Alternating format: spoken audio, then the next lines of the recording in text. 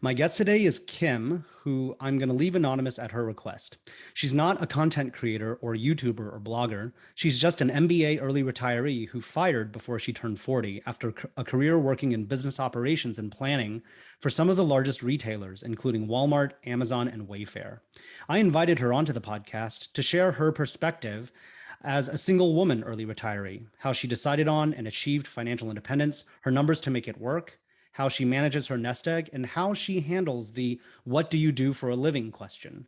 We also delve into how several years into early retirement now, she spends her days, how she finds community, and what's often not discussed in the FIRE community, namely how she's had to shift her sense of personal identity to find a different work purpose and fulfillment in life now that she no longer has a high achieving job title or a work identity. So I think it'll be a good discussion, an enlightening conversation. And without further ado, let's jump in. So how are you? Thanks so much for taking the I'm time to chat good. with me. Yeah, thanks for having me. Are you like at home in your hometown right now? Yes, here in Boston. Okay, excellent. So I'd love to just start by, like tell us a little about you. Like, okay, so you're based in Boston. What year did you early retire? What was your age at the time of, your retirement? That kind of stuff. Sure. So I retired. I'm coming up on my 5-year retirement anniversary this September. And I retired just after my 39th birthday. So that was 2017. 17. Yes. Okay, gotcha. Tell us about your professional career background before you early retired. Like, what were you doing? Sure. So most of my career was in e-commerce and retail. I worked specifically in inventory management and spent most of that in e-commerce. So most of it was new and building up. How do you solve these problems where usually in brick and mortar there's 20 SKUs and we have millions of SKUs? So how do you automate all of the things that we're doing, and contributed to like software development on that, and worked a lot with supply chain as well to get the inventory in, and then also some financial planning to make sure that our sales margin and inventory targets lined up with what we were sending up to Finance Central. So that actually was a really useful skill when I started thinking about firing. Got it. So, before our interview, we were kind of chatting over email. You had mentioned that you formed your early retirement plan before you even stumbled across the FIRE community online, and you only found out about the FIRE community when you were like at the cusp of early retiring. So when did you first start thinking about early retirement as something you wanted to do? Yeah, so actually pretty early on in my career. So I got my MBA and I was at a really great company and the work itself was fantastic, lots of great learning. But I was living in a part of the country that was just not a place where I fit at all. So I was pretty unhappy, didn't have friends, any of that. So I thought, well, it's a low cost of living area and I make a pretty big salary relative to the area. So how quickly can I like wrap up this whole career thing if I keep with living here? And so that's when I kind of, used my spreadsheet skills and came up with age 42.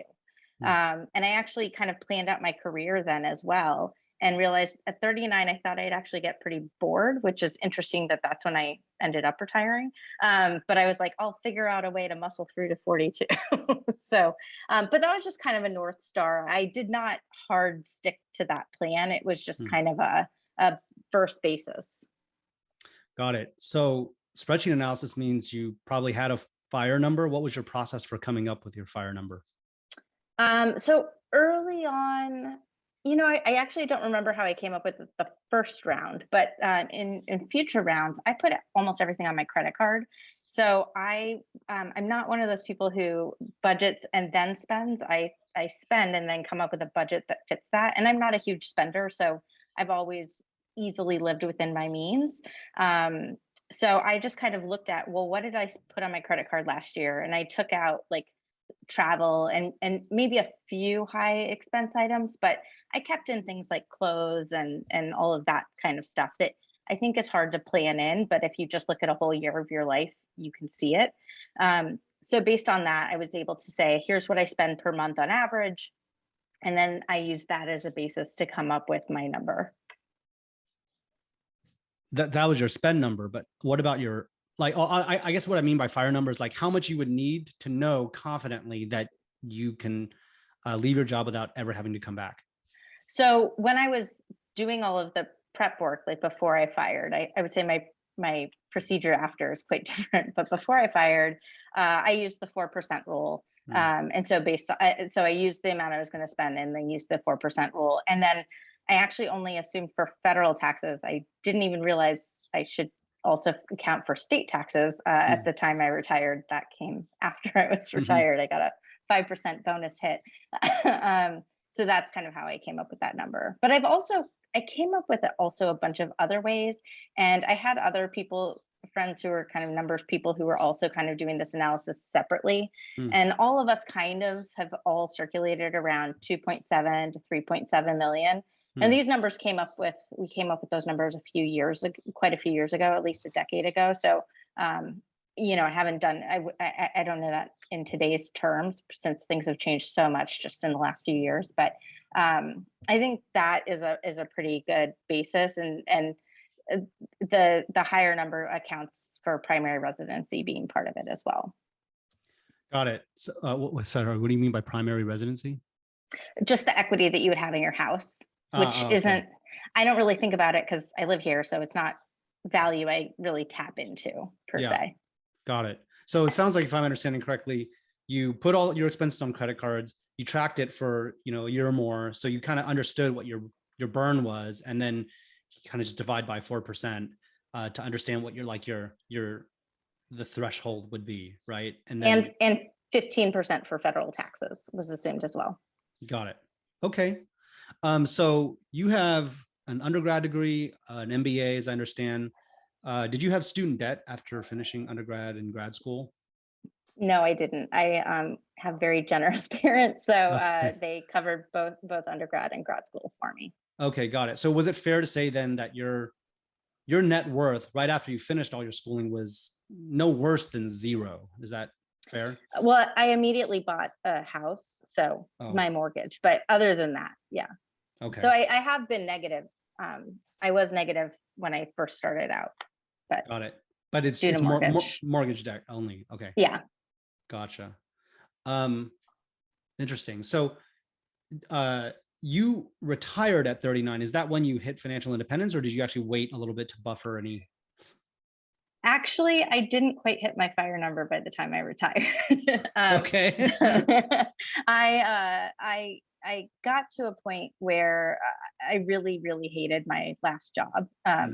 And I thought about, like, what if I move to this team, or I get promoted, or, all of these different scenarios. And I was like, no, I just don't want to work here anymore. And I kind of also came to the conclusion, my options were I could kind of go back into really high grind world and, like, basically give up my entire life to working and do interesting work with really brilliant people, or I could do average work and not be interested and work not so many hours, but I just wasn't into that at all. So I feel like I chose door number 3. So I was a little bit shy, and I actually called a bunch of people to see if they're, like, if not really if they had any opportunities, but I kind of wanted to just kind of sense what was out there. And I had very strong response. Actually, my second call, I was offered a role to do consulting, as many or as few hours as I wanted. So the flexibility sounded great. And I was supposed to call him when I stopped working at my full-time job, but I didn't. And I said, I'll call him next week. And then I didn't. And I said, I'll call him at the end of the month. And then I didn't. And stocks kept going up. And I was like, I don't think I'm going back. So it was a little, I was pretty close, but yeah, I wasn't at my final destination when I really pulled the trigger. I see. But am I understanding correctly then that, like, sort of natural trade winds, so to speak, did actually buoy you over your fire number just naturally? Yes. Yeah. Gotcha. Yeah. Okay, cool. And Kim, are you single, married, kids? Like, what's the... I am single and child-free. Okay. So was that a conscious, intentional trade-off you decided to make in order to retire early, or what were some of the factors you considered, if any? So for the child thing, like, I've not wanted children since I was like 10 years old. Wow. Everyone's like, you'll grow out of it. I never did. I've just never had an interest in that. Sure. So in terms of relationships, I would say the longest relationship I had, if I really look back in hindsight, I was truly just married to my job, Hmm. and he was kind of a backup. And I think I was that to him for other stuff too. So um, I don't I don't think I was like ever really open to a proper relationship because I was just totally focused on career. After fire, like after I retired though, that winter, I looked at like what are all of the risks. Hmm. And one of the things I came up with is getting married was actually like a massive financial risk. Hmm. And so that's where I kind of came to the decision that, I mean, again, I don't want kids, so I don't think I'll ever like get married Hmm. because I just I don't think anyone's worth me having to go back, like give it 50% and go back to work for. So Hmm. who knows? Maybe I'll meet that person. But I think, I mean, I can have a long-term relationship, but I just don't want to have that financial intertwining. And I Hmm. also feel like I've had so much time where I've managed my own finances. I don't really want to like get sign off and, collaborate on that. Like this is my money that I earned on my own and I have an approach that I follow and it's worked. And I'm sure, if I met someone who was similarly aged, they would feel the same. So I just don't, it's just not a door I'm willing to go through. Got it. Um, Bluntly, how do you deal with loneliness? I mean, honestly, I am usually not lonely at all. Hmm. Um, During COVID, because I'm still pretty COVID afraid, it's been a little bit more, but I live in a city. I'm friends with like all of my neighbors, both in my building and on my street. So I have like plenty of people around me. So it's usually not really an issue. I have a pre-COVID, a nice full life. I have plenty to do. And if I were in a relationship, I would want someone who could travel for months at a time. Hmm. And ideally, he didn't go to work and have work stress. Like, I just am not interested in hearing about that every day. So I don't know who that person would be because there's probably like 5 people on the planet that meet that description. But yeah. Got it. So is it fair or accurate to say that, if it happens, it happens, but you're not particularly, you know, like you're not going out of your way to look for any kind of relationship because just given where you are in your life. Yeah, correct. And I also feel like there was a conscious choice too, where I felt like it was like a thing I needed to have. And once I was like, what if that's not that important? Like, Mm. what if I take that off of my plate as like a thing to have? And I just feel so much better about my life. And it's like, my life is awesome. I shouldn't feel like I'm not complete or, not checking all the boxes by not having that partner when honestly I already like my life. Like I don't have to fight over TV shows or what I'm going to eat for dinner. Like there's a lot of perks to being single. Yeah, I know. I mean, I agree. I mean, mostly around the idea that you define happiness for you, not other people define happiness for you. Yeah. But from the perspective of somebody who's a singleton who may be following the same path that you are, and they're kind of thinking about this because it's not an unnatural thing to think about. What would you sort of advise, if anything, them be aware of as they're kind of contemplating this question about relationship, kids, fire, like Yeah. intertwining, etc. So the biggest thing I would think about is to try, if it's very important to you, try to find that person before you retire, Hmm. because the conversation after you retire, like I've dated since I've retired. It's weird. Like the average person can't comprehend that you're retired at this young of an age. So, and it's hard to just put your arms around. So if you can do it when you're still kind of employed, and it's just a little bit of an easier concept for people to grasp, is that I will retire early, but today I am in marketing or I'm in advertising or whatever it is you do. I think that's an easier way to kind of get into those relationships. Also, just a personal note, I personally found that it's really important to find your person by age 32. And again, at least in my age bracket, that was appropriate because after that, everyone else is off the market. So, so there just isn't much left to choose from, quite frankly. You kind Okay. of have to wait for divorces and what Oh, have you, and to be more mainstream. But like literally yeah. everyone else goes away and gets paired up. So find your person before age 32. That's good insight. Okay, cool. That's really helpful. I wanted to kind of shift gears. Help us understand, like, what was your earning trajectory throughout your career? If you could talk about, like, what were you earning when you were right out of school? What were you earning on the eve of your early retirement? Let me just start there.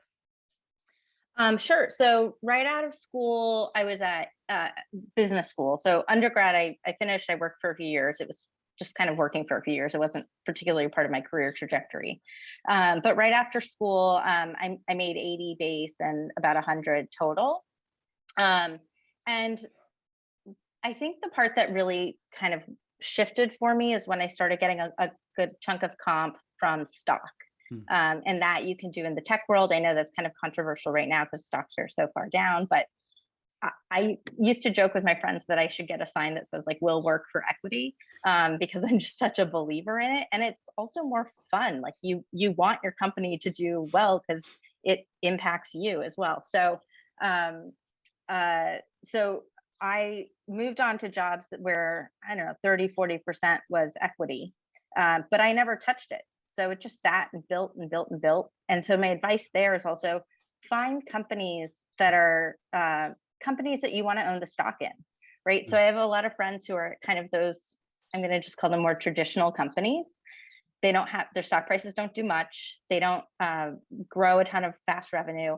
Even if stocks weren't a component, you're still not going to get big raises, big bonuses, all of that stuff if your company is rather steadfast. Whereas if you go to a company that's more, be thoughtful, but it's got to be in a position to grow a lot. And so make sure you pick your companies that way. And I think that works better. And then also, of course, there's cultural fit, but that's kind of a trade-off of what your lifestyle choices are. Got it. And so when you were at the borderline of retirement, what had your comp grown to all in? I'm literally trying to remember because I was only in that job a year. So I think that all in I was just shy of 200. Okay, got it. So basically 1 to 2. And from beginning to end. Yeah. Was the growth over the years more or less a straight line or a stair step or more exponential? Like, how should folks think about it?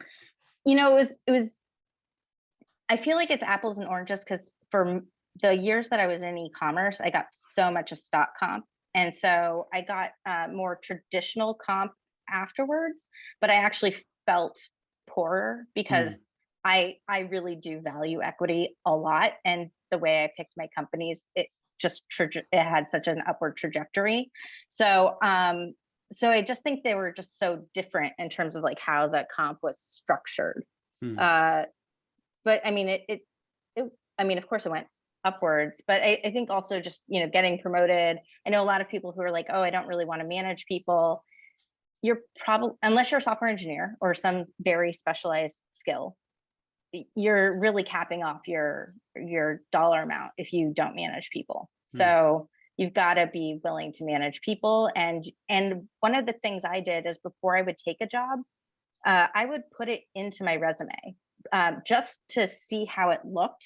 And I would always go into that job thinking, this is what I want to get out of that opportunity. So it might be, okay, I'm going to make sure I manage one person and I'm going to learn this additional skill.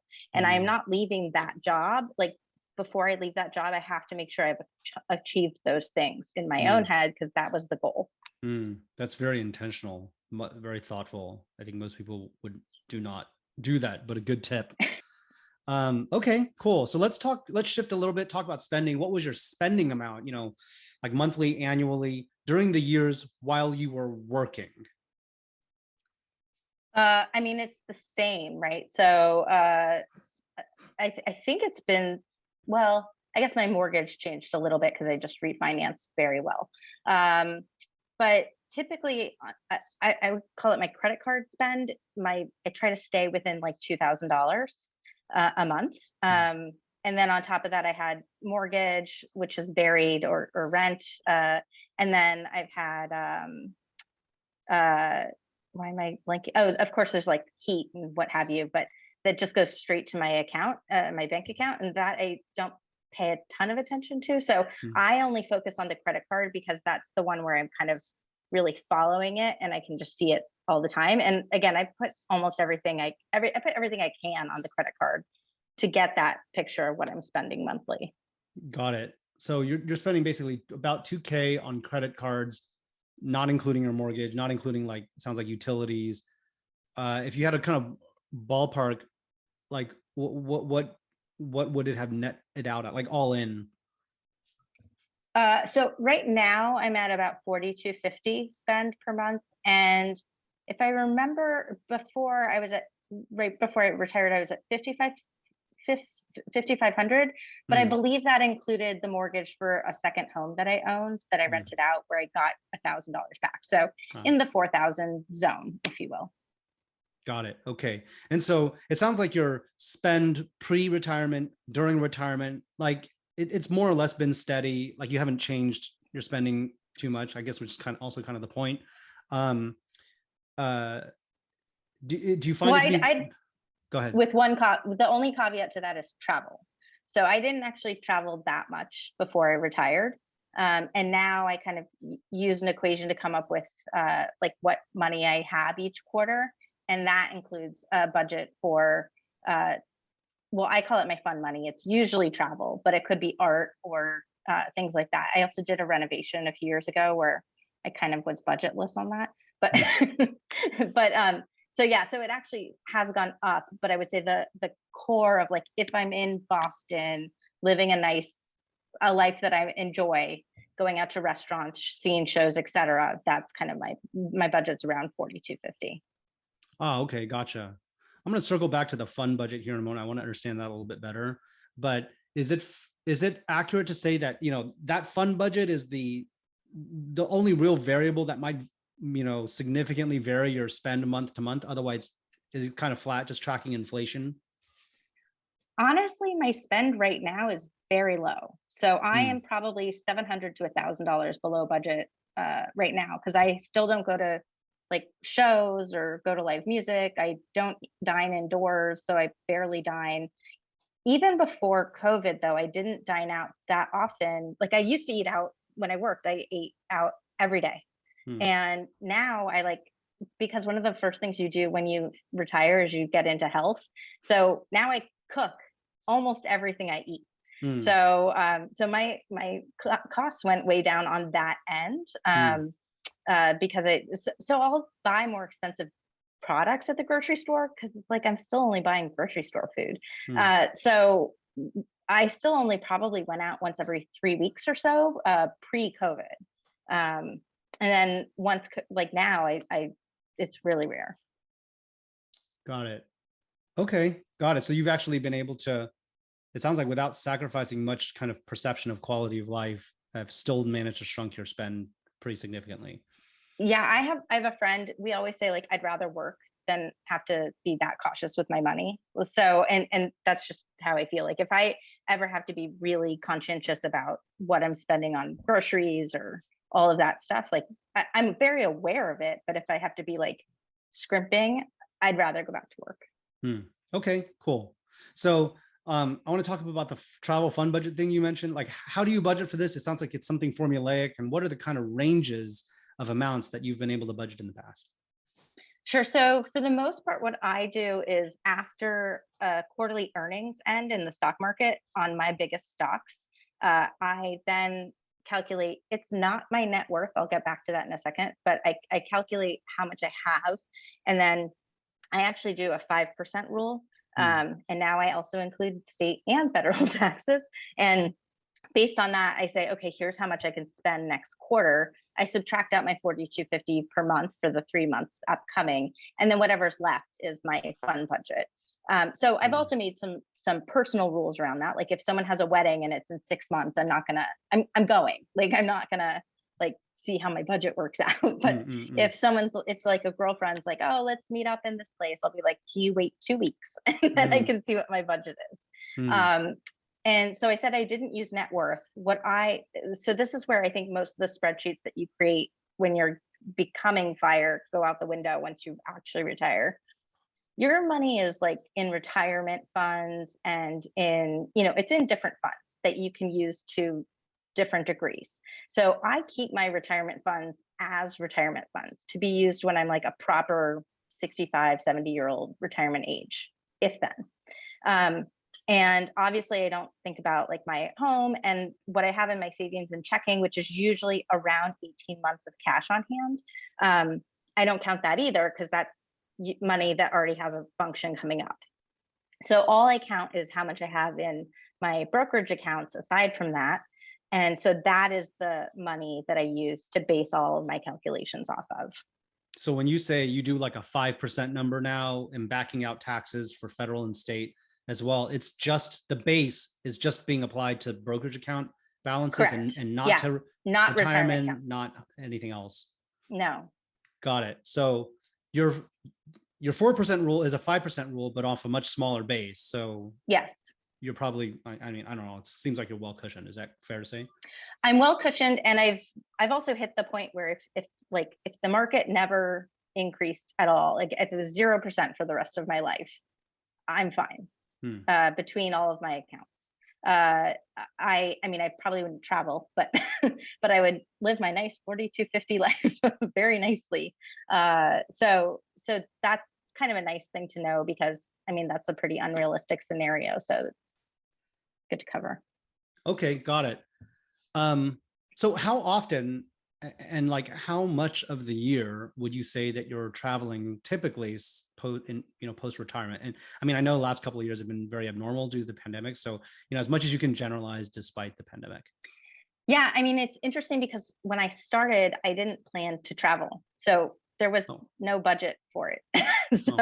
And I've been retired 5 years, so I didn't have a budget at the beginning. I mean, I did little trips here and there, but I didn't have a big travel budget. And then there's been times where one of my top stocks has been like, it's very volatile. So it's gone down a lot. So it's like, okay, well, this quarter or these 9 months, I'm not traveling.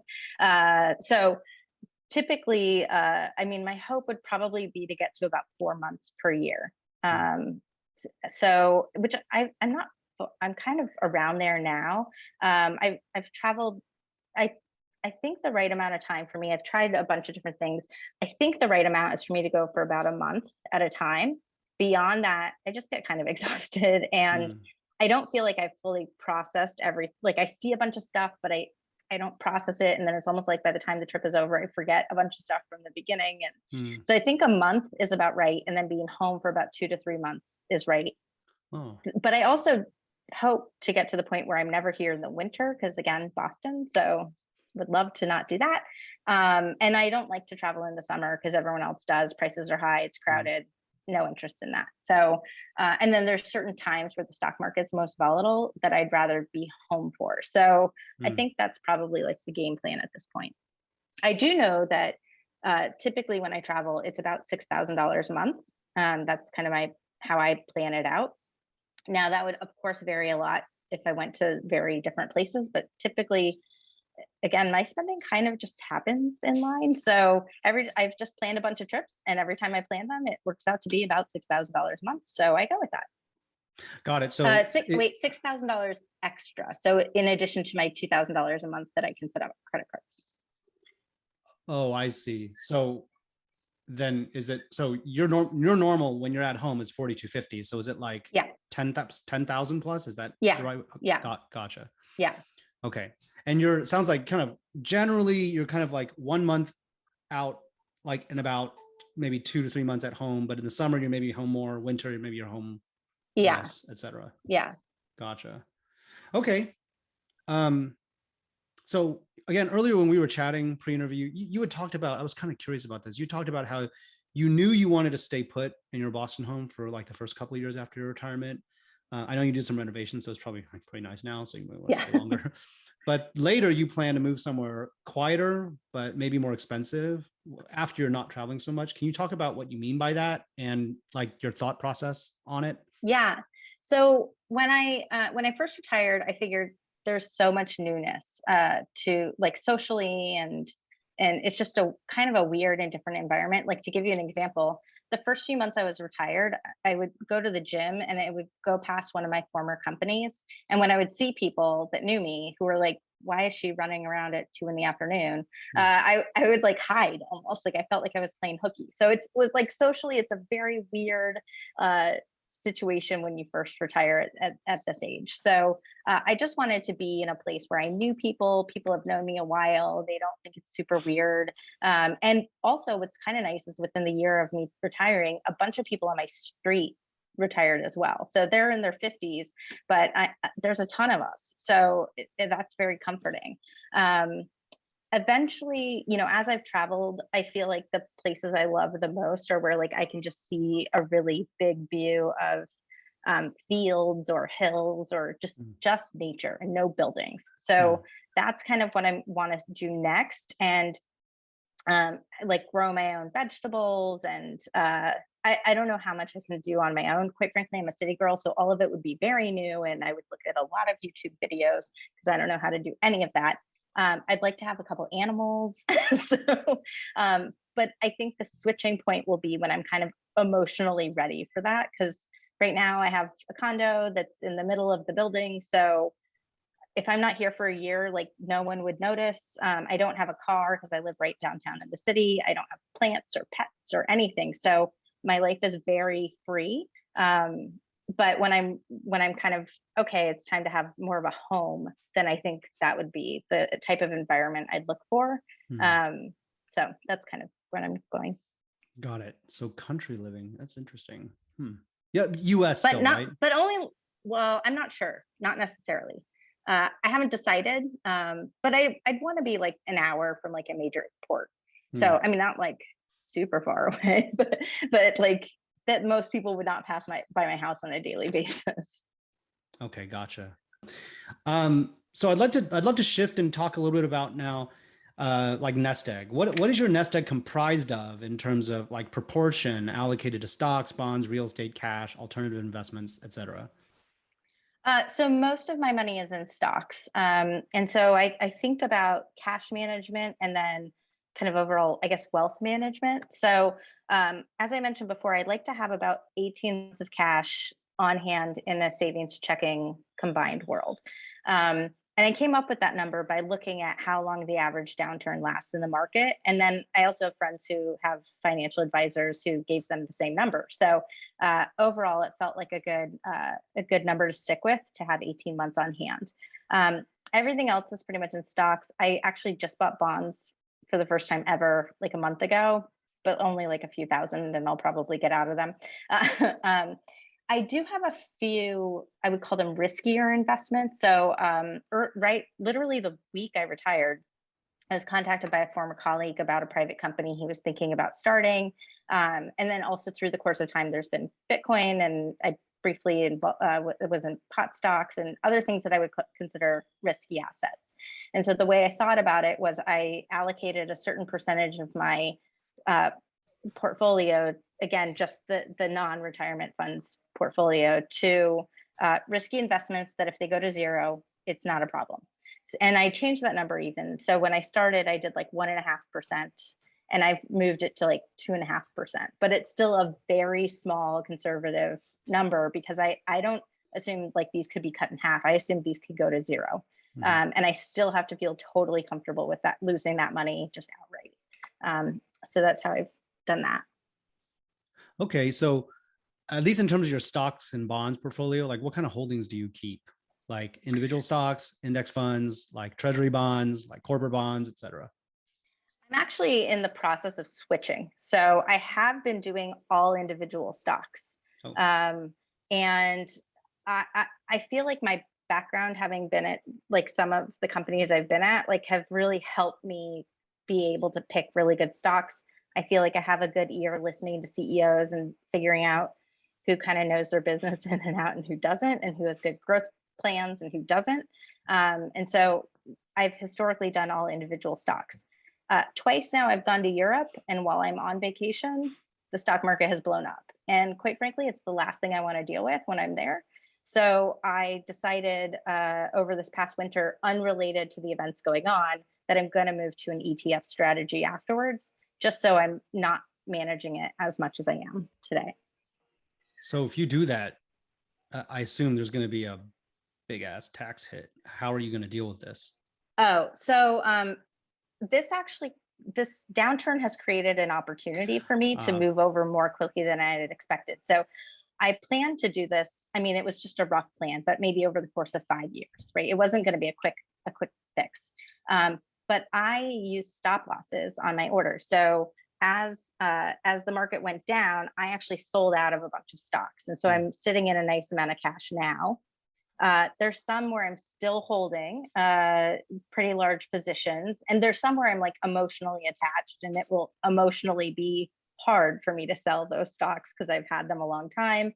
But that's kind of where I'm trying to get toward, but it doesn't have to happen all at once. Tax-wise, I'm mixing that with, I didn't learn until a few years ago about moving money from your 401k to your Roth IRA. So I have a lot of room I need to make up on that end as well. So I have to kind of balance those two objectives in the next few years of how to sell off and move into this new allocation plan.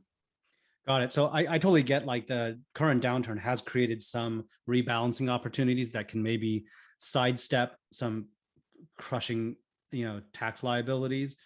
Are you in a net loss position when you sell, or are you just like in not as severe of a tax liability position? Broadly speaking. At this point, actually my portfolio right now is not one I'm pleased with, but because I had really good stop loss coverage on my better stocks because I'd had them a lot longer. And so those are the ones that sold off. Those are the ones that I'm now holding cash. And the ones where I didn't have that opportunity, those were it's not Zoom, but the Zooms, the ARCs. I'm not in either of those specifically, but those of the world. So those I am holding in a negative position. I guess I'm optimistic that maybe they'll double or triple from their current value, and I still may end up selling them at a loss. But I think they have some, if they make it through financially, cash flow wise, I think they have an opportunity for more of an immediate pop, and then I can sell them and then move over to the ETFs. That's interesting. Yeah. I'm not going to give you financial advice, but like also, like, I'm just wondering, like, if you have stuff in a net loss position and there's other stuff you want to unload that's in a net positive, you can like offset those and still come out relatively neutral and move everything over. It's something that I have personally thought about, but and it's possible that may all happen inside of this year. So I don't know. I mean, I have kind of a theory of how the year will play out, but in my theory, I would have moved over throughout the course of this year, so I would realize those losses. But I don't want to miss the opportunity to potentially have like a double or something like that before moving it over, even though it's still in a loss. But it's really when I have given up for sure on those stocks, and then I'm ready to move over. But if not, I will use that tax money to move over money to my Roth IRA. Yeah. Gotcha. Okay. So you self-manage your portfolio? Do you ever use financial advisors? It sounds like you're probably more of a self-manager and you never use. I am a self-manager. I briefly met with some financial advisors several years ago. I mean, 15 years ago or so. And I kind of left that meeting thinking, I think I'm smarter than these guys. So, and I think I'm the product of 2008, right? Like, I don't really trust financial institutions. Like, I don't really know why. If the main way, if basically no one can ever beat the index, which by the way, I usually do beat the index, but if you can't beat the index, then why wouldn't everyone just put into an index? Like, I don't know why I'd go to a financial advisor who I don't believe can beat it consistently, and they're going to charge me. So I don't see the upside to using them. I also think it's really important to like have your hands in your money and know what's happening. I mean, like, we've all heard those stories about like very wealthy celebrities who handed their money over to some advisor and then they have no idea what happens and all of a sudden they're broke. It's like you need to know everything with your money. So I just don't have that ability to lose control enough to give it to a financial advisor. Okay. Can you talk a little bit about how you manage your portfolio in retirement now in terms of like how you time things like spending withdrawals? Is there like a cadence that you have, like annually, quarterly, or whatever? How do you do rebalancing, things of that nature? Yeah, so I have some unique thoughts on this. I don't do rebalancing. I don't do a lot of the traditional stuff. I have two. I have one stock where I have a ton of stock in it because it was one of my past companies. It's more than I would like, and it's a highly volatile stock. And so when it goes up by 2%, I sell off 1%. So it's really based on that. And then I make sure that I have 18 months of cash on hand. So I only once so far in 5 years have gotten to the point where I'm like, maybe I should sell a different stock to make sure I get to the 18 months. But that's only one time has that ever happened. But typically I use that. And I feel like there is some emotion tied to that, which is like, because I work there, I have a hard time letting go of that stock, but I still want to like, and I still want to follow the train upwards. Like I feel like I earned the ups and downs of that stock. So that's primarily what I try to live off of. And for the most, I mean, so it totally has worked so far. And then if I already have 18 months of cash on hand, I'll still sell, but then I'll invest it in something else. I see. So if I'm understanding correctly, your 18-month is kind of spending cash. You're topping up using exactly one stock. And if you're already topped up, you'll just rebalance to a different stock Correct. for now anyway. Is that Yeah. correct? Yeah. And everything else, I learned, so I think of it as like I'm trying to grow a garden of other stocks. Well, this is what I've been doing until I decided to move to ETFs. But so I have a ton of stocks, but I actually don't have a lot of money in any of those stocks. Hmm. And I slowly grow those positions. So I had about 10 stocks that I had gotten to pretty big, healthy positions pre this downturn.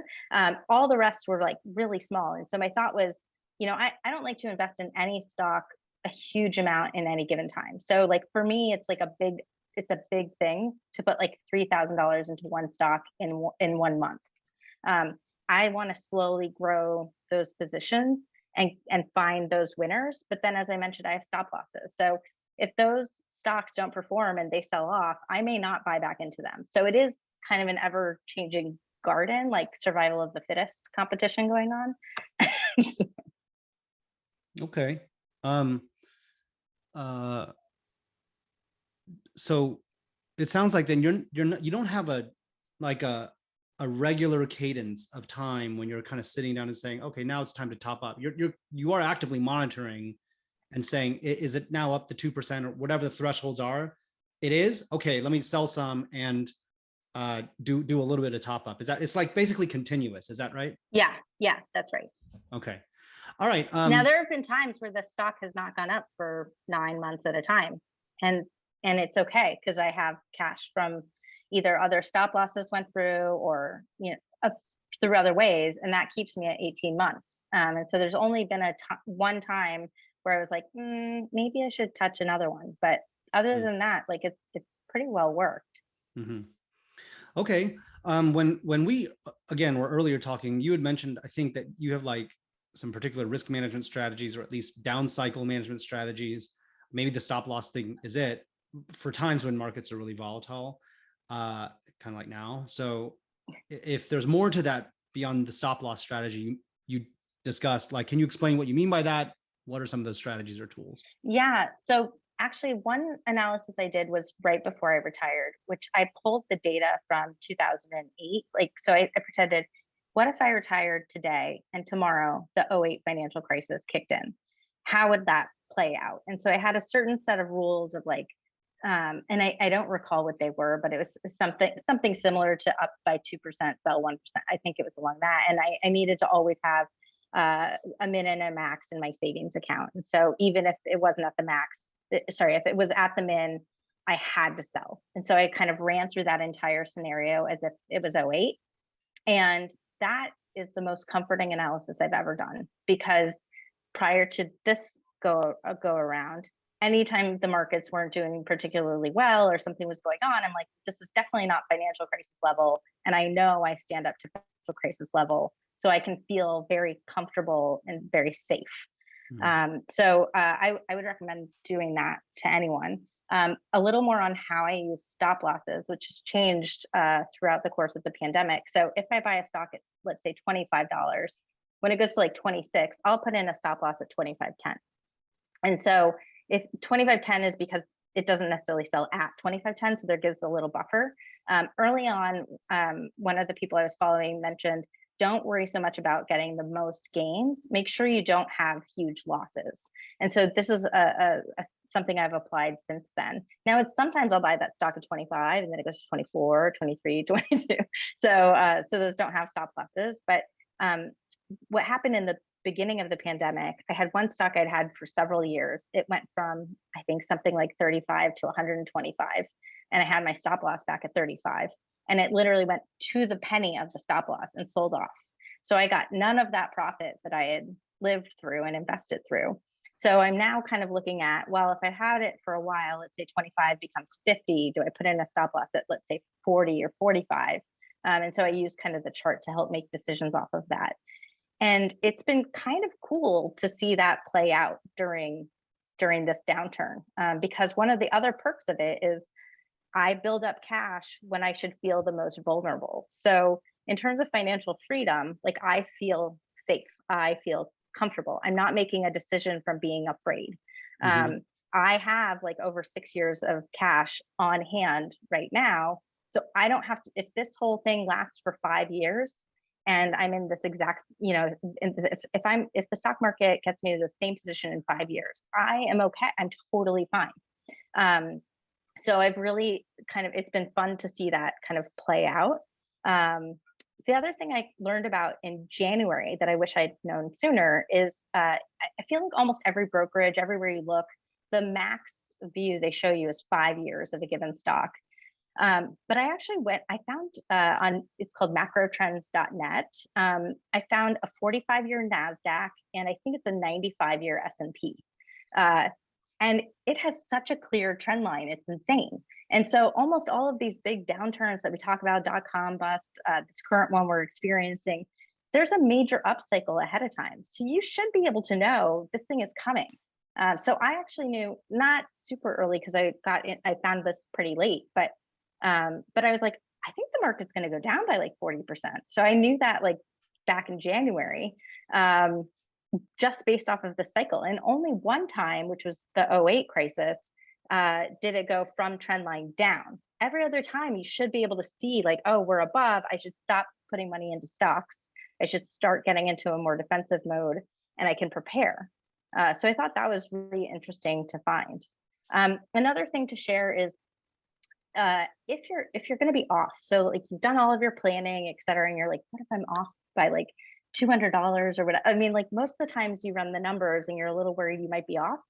It's by a teeny tiny amount. So let's say it turns out all of your numbers are off. I mean, you could get like a holiday Christmas time job to cover off. You don't have to, it's not, I have to go back to my full-time career. If you're off, you're probably off by just a small amount. And so there's like really easy ways that you could cover that off, maybe consulting for a month or something. I've not experienced that, but I feel like that's actually given comfort to a lot of people who are a lot closer to the line and they're kind of managing the numbers a lot more closely than I am. Interesting. Okay. The stop loss strategy you talked about, do you like buy and then set it, the stop loss? It doesn't sound like you do it right away. Like you wait for it to actually cross. Close. Oh, you do? It is pretty close. It is pretty, it depends on when the stock goes up, if it goes up. But if you buy on Monday for $35 and then you set it, your stop loss on Tuesday, on Wednesday, you could easily hit that again, right? Yeah, because just the natural movement, right? Yeah, it can be a really annoying process. But yes, I will sell in and out and in and out and in and out. I feel like I'm kind of locking in a really good entry price when I do that. So, and sometimes I miss out, but I would say that's rare most of the time. And I do try to do enough of a buffer, but yeah, I am trying to catch it when it's down and then get out. Okay. What do you do for healthcare? Oh, I just use, for us, it's called Mass Healthcare, but it's the ACA or Obamacare for Okay, Massachusetts. gotcha. And like, do you have like an HSA? Do you do like a high deductible plan, or do you actually just buy just normal, regular health? I buy normal insurance. It's the cheapest one out there. That's kind of it. There is an opportunity, like people, if you make under a certain amount, there, you can play that game of like getting. I ethically don't feel comfortable. I don't think that's why. I don't think the cheaper insurance for people who can't afford it is there for me. In addition to that, I also don't have visibility. For us, you have to say in advance, like, hey, I need my healthcare to be covered this coming year. I don't know at the beginning of any given year what my revenues will be. So I have no idea, like I could on paper make 200,000, I could make 40,000. I don't know because of how I sell my stocks. Mm-hmm. So I wouldn't be able to, but I also ethically don't feel comfortable doing that. Okay. Okay, so that gives, I think, some, pretty clear picture about kind of how you think about portfolio management, et cetera. I wanted to shift now to like non-money things. We talk a lot about numbers, and the prep behind, obviously how you got to early retirement. But we were talking before the show about how like blogs and podcasts spend like not much time talking about the non-financial aspects of life after retirement, like what happens, how do you find purpose and fulfillment and things like that. So to start off, a lot of people inevitably start to interweave their identity into their work, especially if they're, ambitious and motivated. We were talking about this, which is what people who are serious about early retirement usually are, like ambitious and motivated. And they may not really be thinking through what the stark transition is going to be like when they finally achieve FIRE and they wake up the next morning. They don't have a work identity anymore. They don't have like their law practice dependent on them, their corporate team need them anymore or whatever. And that can be scary. So can you talk about what that crossover was like for you and any withdrawal issues or PTSD you had to grapple with before you kind of settled into a new post-retirement routine? Yeah, so I was lucky in that at one point in my career, I tried to start my own website and selling goods in e-commerce. And so my goal was just like make $100,000, live on the beach. Like I wasn't trying to become a big entrepreneur or anything like that. And it was a year where I did that full time. And I was like in my apartment by myself doing not particularly interesting work because there's just a lot of tedious, boring work that you do when you're at the beginning stages. And so I was like, why am I here? Like, I'm super lonely. I'm unhappy. The work isn't interesting. And I like miss all the social interaction. So I definitely had that exposure first. So before I retired, I really thought about how to plan around that. Right. So, at first, again, pre-COVID, but I made the gym a part of my life, right? Like this will be my water cooler conversation. Like, hey, how are you? Good, nice to see you. So I didn't have a ton of interaction, but it was like it was like enough. And I also typically worked out in classes. So again, even if I didn't talk to anyone, I was around people. I also scheduled my day. So at the beginning of the day and at the end of the day, I used the stock market. I watched the opening and closing bell on CNBC. And so those became like my work colleagues and it gave a lot of structure to my day. So that was really helpful in terms of just tactics of calendaring. And every day I put in my calendar what I'm going to do the next day. I would say I don't do 80% of it when I say I'm going to do it, but I have a plan for the day and I get the big stuff done. And then I decide how I feel about the other stuff. In terms of total identity, I think it's really important I realized I was introducing myself as, I used to be in e-commerce inventory management. And I thought, wow, how sad that's going to be in 20 years when I'm still introducing myself as I used to be this 20 years ago. Like what am I now? What am I today? I am no longer e-commerce person. I did do that, but I am a different human being today. So when I wake up today, what is my objective? How do I describe myself? And what helped me also is putting it on LinkedIn, right? Because we use LinkedIn as such a tool of describing who we are and our accomplishments and all of that stuff. So I actually, I just put, here's my past company and ended. Like I could have just died. Like it like it's as if I didn't exist on LinkedIn, and all these people I had met over the course of my whole career would have been like, whatever happened to that girl? Mm, So for me, it was important to just be able to articulate it as like it's a new job. mm, And you do have to think about it as a new job. Like my goal is to be the best retiree I can possibly be. I need to be good at it. mm, And there's going to be some ups and there's going to be some downs, but that is my job now. And mm. some things I learned before carry over, other things don't. But I need that to be my identity. And there are downtimes. Like there's even like you even miss like getting emails that are just like, thanks for sending that, or very little things. Like I remember early on, one of my the people who used to work for me was like, hey, I need to talk to you about this. And I was like, someone needs me, someone finally needs me. And I was so excited. But you have to the alternative to that can't only be work. Like there are other ways to find fulfillment in the places where you're missing it, right? So I'll sometimes mentor people. Like there's different things I do where it's like, oh, I'm like I said with the scheduling of the stock market calendar, right? Like what are you missing? Well, I'm missing a going to work and coming home from work activities. So then come up with something. And so it's up to you to be kind of creative. But I just can't imagine that the best thing I can be doing on this planet when I don't need to is inventory management. As much Mm. as I loved it, that can't be like the main objective for me being on this planet. Like, and I don't know what it is, but I know it's probably not that. And so I need to kind of bit by bit figure out what it is. Um, So on LinkedIn, mhm. what is your current role? A traveler and investor. Okay, gotcha. And Yeah. is that when people ask you, what do you do for a living? Is that how you introduce yourself? Oh, so you have to have a story. So you have a plan of how you're going to get in and out of that conversation and back to a normal conversation as quickly as possible. So Mm, I fortunately had a friend who was a writer at a nonprofit. And so very different world from what I live in tech world, right? And so she would describe me to her colleagues and they were so confused, like, how do you have a friend this young who's retired? And she tried a couple different things. And eventually she said, oh, she worked in tech. And all of them were like, oh, I totally get it. mm, So that's the script I chose. Like, what do you do? Oh, I used to work in tech. I made a lot in stocks. I was lucky to get in early. So now I'm retired and I manage my stock portfolio. And then quickly turn it to any other topic. Like, mm. hey, how are the Red Sox doing?